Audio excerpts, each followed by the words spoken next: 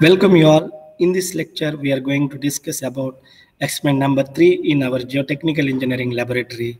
So that is about grain size analysis. This we also call particle size analysis. So here we have Indian Standard Code of Practice exclusively for performing grain size analysis of soil sample. So using part 4 IS 2720 part 4. In this picture, you can see the sieve shaker used for shaking. So now you see what we are going to do is obviously in this experiment we are conducting dry sieve analysis. So now you see, let us proceed now. Here you see grain size analysis, how we are performing. Here this is the set of sieves we are selecting, right, from 4.75 2 mm. So actually here one can see 2 by 2 is 1. So like that we are actually gradually we are using decreasing the size of the sieve. The larger size sieve is kept at the top, and if you going down, so we will see now here the ultimately 75 micron. So I will read the set of sieves here: 4.75 2 mm, 1 mm, 425 micron, 212 micron, 150, 75 pan.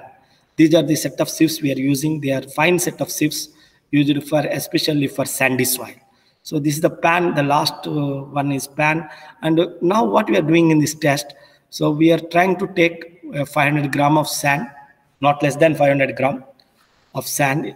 And what we are doing here is we are trying to pass this sand through this set of sieves, and in order to segregate the particles, we are giving some dynamic action by using the sieve shaker.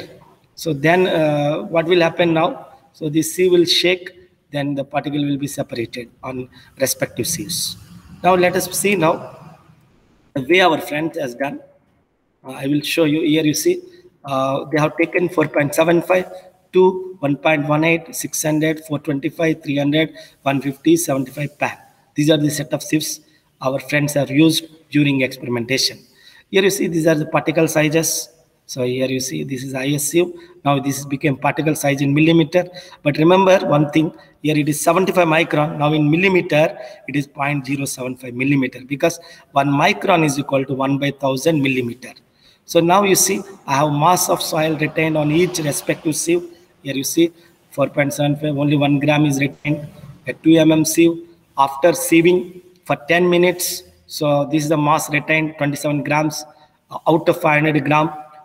So here you see, so they have out of 1000 gram, in fact they have taken 1 kg soil. Now you can see here the mass of soil retained on each sieve. Now the next step is to determine percentage mass retained.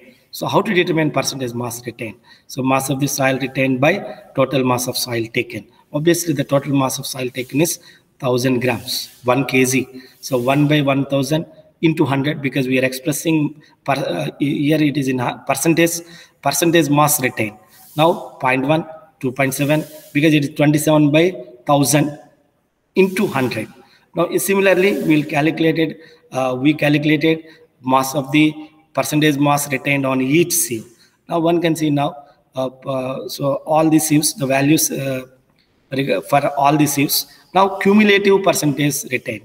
So someone can ask me, sir, what do you mean by cumulative percentage retained? So here it is 0.1. So when it comes to the second sieve, 0.1 plus 2.7, it will be 2.8. Again, when it comes to third sieve, that is 1.18 sieve, what is cumulative percentage retained? So one can easily write 0.1 plus 2.7 plus 2.3, which is equal to 5.1. So I will explain now for the next sieve, 600 micron. So how to get the cumulative percentage retained on 600 micron sieve. So now you just sum up 0.1, 2.7, 2.3, 53.3, which gives 58.4. So similarly, we have calculated cumulative percentage retained for respective sieves. Here it is good to see for pan, the cumulative percentage retained is 100.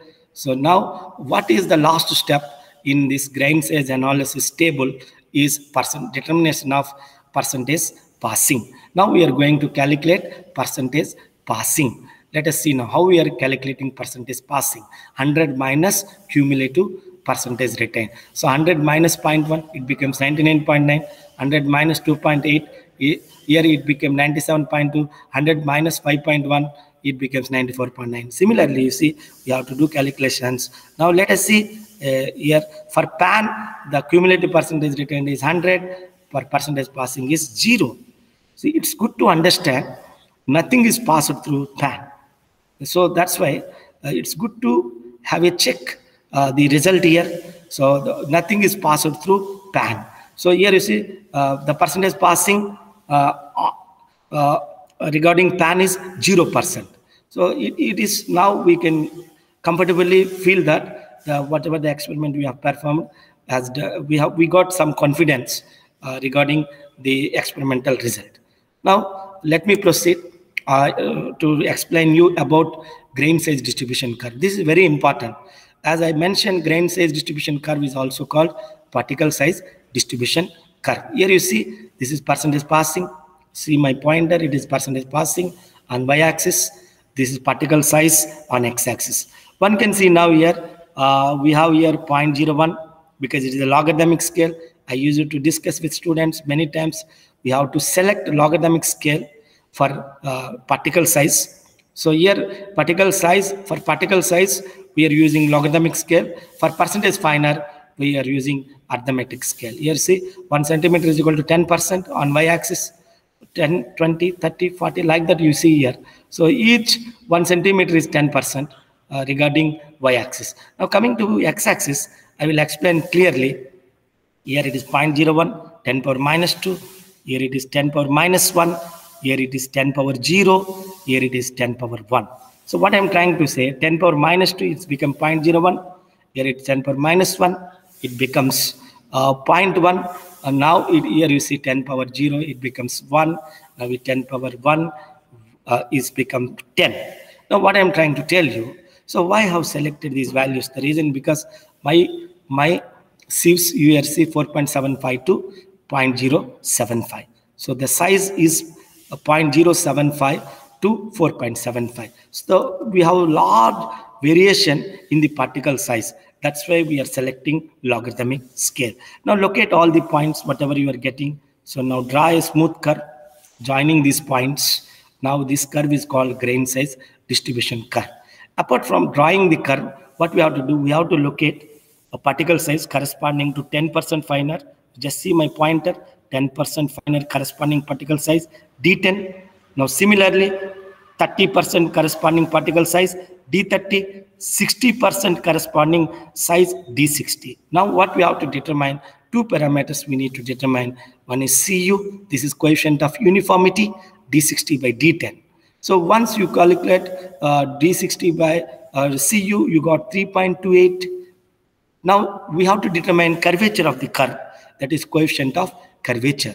Here I told you once again, CU is uniformity coefficient, also called coefficient of uniformity. CC means coefficient of curvature. Here you see it's like resembles like a parabola. So D square 30 by D60 into D10. Just now we traced these values D10.